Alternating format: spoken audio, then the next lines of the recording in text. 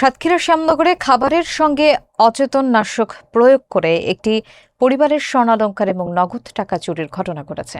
রাতের খাবার গ্রহণের পর একই পরিবারের 4 সদস্য অচেতন হয়ে পড়লে দুর্বৃত্তরা ঘরে প্রবেশ করে চুরি সংগঠিত করে বলে অভিযোগ উঠেছে।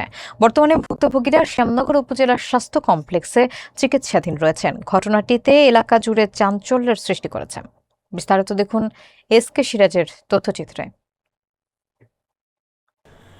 সাতক্ষীরার শ্যামনগর সদর পৌরসভার 5 নম্বর ওয়ার্ডের ফুলবাড়ি গ্রামে খাবারের সঙ্গে অচেতননাশক ঔষধ প্রয়োগ করে দুঃসাহসিক চুরির ঘটনা ঘটেছে। ভুক্তভোগীদের স্বজন এবং হাসপাতাল সূত্রে জানা গেছে, রোববার রাতে পরিবারের সদস্যরা একসঙ্গে রাতের খাবার গ্রহণ করার পর হঠাৎ করে অসুস্থ অনুভব করেন। এক পর্যায়ে তারা অচেতন হয়ে পড়লে বিষয়টি টের পান স্বজন এবং প্রতিবেশীরা।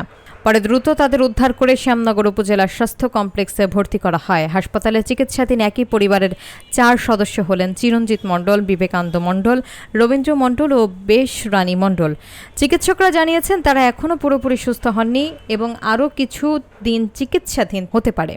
ভুক্তভোগীরা জানান, পরিবারের সবাই অচেতন হয়ে পড়ার সুযোগে অজ্ঞাত দুর্বৃত্তরা ঘরের ভেতরে প্রবেশ করে স্বর্ণালংকার এবং নগদ টাকা চুরি করে নিয়ে যায়। চুরির সঠিক পরিমাণ নির্ধারণের চেষ্টা চলছে বলে জানা গেছে। এই ঘটনায় এলাকায় আতঙ্ক ও উদ্বেগ ছড়িয়ে পড়েছে। স্থানীয়রা বলছেন, দ্রুত ব্যবস্থা নেওয়া না হলে এ ধরনের অপরাধ আরও বাড়তে পারে। ভাত খাওয়ার পরে ওদের ওই গা মাথা টলতেছে, টলার পরে একজন মুখ ছুড়ে পড়ে গেছে গিলি। ওই বাচ্চাটা ও তুলতে যাই ওর কাকুর, ও বলতে আমারও গা মাথা টলতেছে, কেন এরকম হয়েছে বলে ওর কাকুর তুলে যেয়ে ও আর কিছু বলতে পারে না। তারপরে ওর মা বাবা সবাই ওই খাদ্য খাওয়ার পরে সবাই তুলে যেয়ে যেখানে মতো পড়ে গেছে।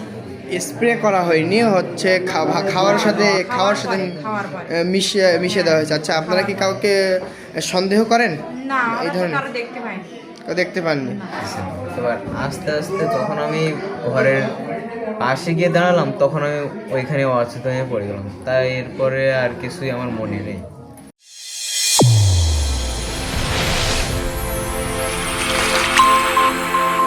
চ্যানেল A1 হৃদয়ের স্পন্দন।